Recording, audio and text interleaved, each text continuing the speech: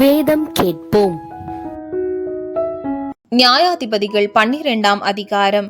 எப்ராஹிம் மனுஷர் ஏகமாய் கூடி வடக்கே புறப்பட்டு போய் எப்தாவை நோக்கி, நீ எங்களை உன்னோடு கூட வரும்படி அழைப்பியாமல் அம்மோன் புத்திரர் மேல் யுத்தம் பண்ண போனதென்ன? உன் வீட்டையும் உன்னையும் கூட அக்கினியால் சுட்டு போடுவோம் என்றார்கள். அதற்கு எப்தா, எனக்கும் என் ஜனத்திற்கும் அம்மோன் புத்திரரோடு பெரிய வழக்கு இருக்கும்போது நான் உங்களை கூப்பிட்டேன். நீங்கள் என்னை அவர்கள் கைக்கு நீங்களாக்கி ரட்சிக்கவில்லை. நீங்கள் என்னை ரட்சிக்கவில்லை என்று நான் கண்டபோது நான் என் ஜீவனை என் கையிலே பிடித்து கொண்டு அம்மோன் புத்திரருக்கு விரோதமாய் போனேன். கர்த்தர் அவர்களை என் கையில் ஒப்பு கொடுத்தார். இப்படி இருக்க நீங்கள் என்மேல் யுத்தம் பண்ண இன்று என்னிடத்திற்கு வரவேண்டியது என்ன என்று சொன்னான். பின்பு எப்தா கீலேயாத் மனுஷரை எல்லாம் கூட்டி எப்ராஹிமியரோடு யுத்தம் பண்ணினான். எப்ராஹிமியருக்கும் மனாசேக்கும் நடுவே குடியிருக்கிற கீலேயாத்தியரான நீங்கள் எப்ராஹிமை விட்டு ஓடி போனவர்கள் என்று எப்ராஹிமர் சொன்னபடியினால் கீலேயாத் மனுஷர் அவர்களை முறியடித்தார்கள்.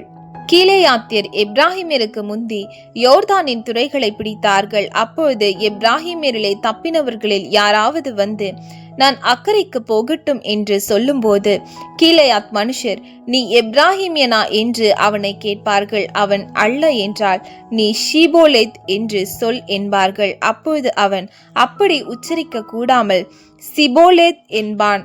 அப்பொழுது அவனை பிடித்து யோர்தான் துறையிலே வெட்டி போடுவார்கள். அக்காலத்திலே எப்ராஹிமியரில் 40,000 பேர் விழுந்தார்கள். எப்தா இஸ்ரவேலை 6 வருஷம் நியாயம் விசாரித்தான். பின்பு கீலேயாத்தியனான எப்தா மரித்து கீலேயாத்தில் உள்ள ஒரு பட்டணத்தில் அடக்கம் பண்ணப்பட்டான். அவனுக்கு பின்பு பெத்லகேம் ஊரானாகிய இப்சான் இஸ்ரவேலை நியாயம் விசாரித்தான். அவனுக்கு 30 குமாரரும் 30 குமாரத்திகளும் இருந்தார்கள். 30 குமாரத்திகளையும் புறத்திலே விவாகம் பண்ணி கொடுத்து தன் குமாரருக்கு 30 பெண்களை புறத்திலே கொண்டான். அவன் இஸ்ரவேலை 7 வருஷம் நியாயம் விசாரித்தான். பின்பு இப்சான் மரித்து பெத்லகேமிலே அடக்கம் பண்ணப்பட்டான். அவனுக்கு பின்பு செபுலோனியனாகிய ஏலோன் இஸ்ரவேலை நியாயம் விசாரித்தான். அவன் 10 வருஷம் இஸ்ரவேலை நியாயம் விசாரித்தான். பின்பு செபுலோனியனாகிய ஏலோன் மரித்து செபுலோன் தேசமான ஆயுலோன் ஊரில் அடக்கம் பண்ணப்பட்டான்.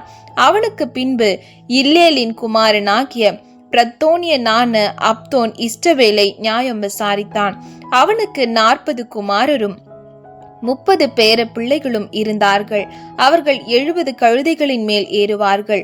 அவன் இஸ்ரவேலை 8 வருஷம் நியாயம் விசாரித்தான்.